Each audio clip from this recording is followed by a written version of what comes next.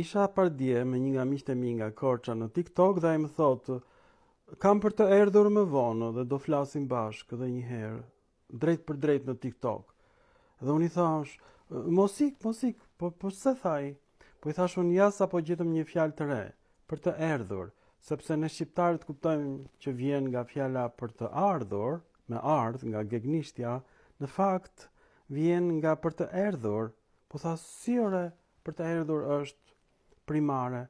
E pra i thash unë, erdha është në gjuhën arbreshe dhe në gjuhën arvanitase, koha e krye thjesht, kështu është dhe në greqishtën e lashtë, ertha nga erhome, vi. Pra kjo është primare.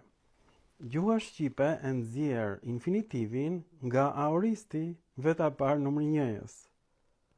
Mbeti pa mend. Pastaj folëm edhe një herë në TikTok dhe tha vërtet ashtu është. Për të erdhur vjen nga erdha dhe nuk vjen nga gegnishtja me ardh.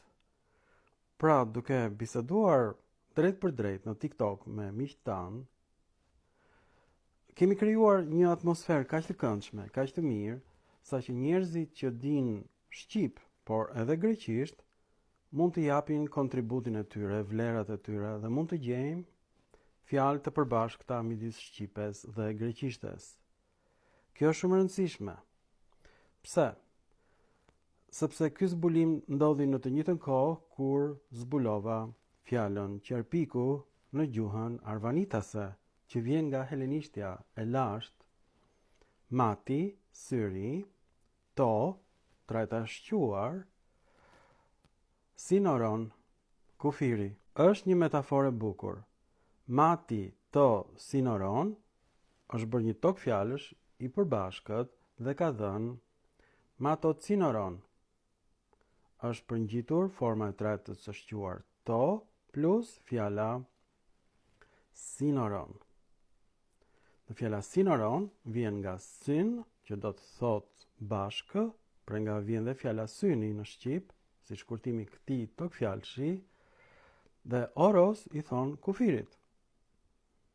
Nga ky tok fjalësh i bukur, nga poema e Iliadës, ka dalë fjala arvanitase cinoron, që i thon qerpikut, dhe cinur i thon qerpikut në gjuhën arbreshe.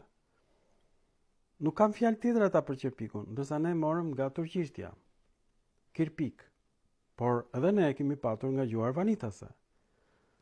Pra, jo vetëm që arvanitasit janë autokton, por fjala qerpik tregon që gjuha shqipe pra ka lindur në Greqi. Pra është e gabuar ajo që gjëja shqiptarët kanë ardhur mbas vdekjes së Skënderbeut në Greqi. Nuk është e vërtetë, sepse kjo fjalë është krijuar midis shekullit të parë dhe të katërt të erës sonë në greqishtën koine. Kjo është për te imagjinatës njerëzore që fjala ertha përkon me fjalën shqipe erdha. Dhe nga kjo ka ardhur gegnishtja me ardh. Pra, nuk është gegnishtja primare, por gjuha arvanitase.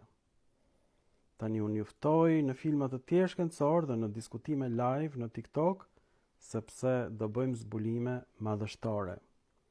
Jemi dhe në Facebook, jemi dhe në YouTube. Ju përshëndes.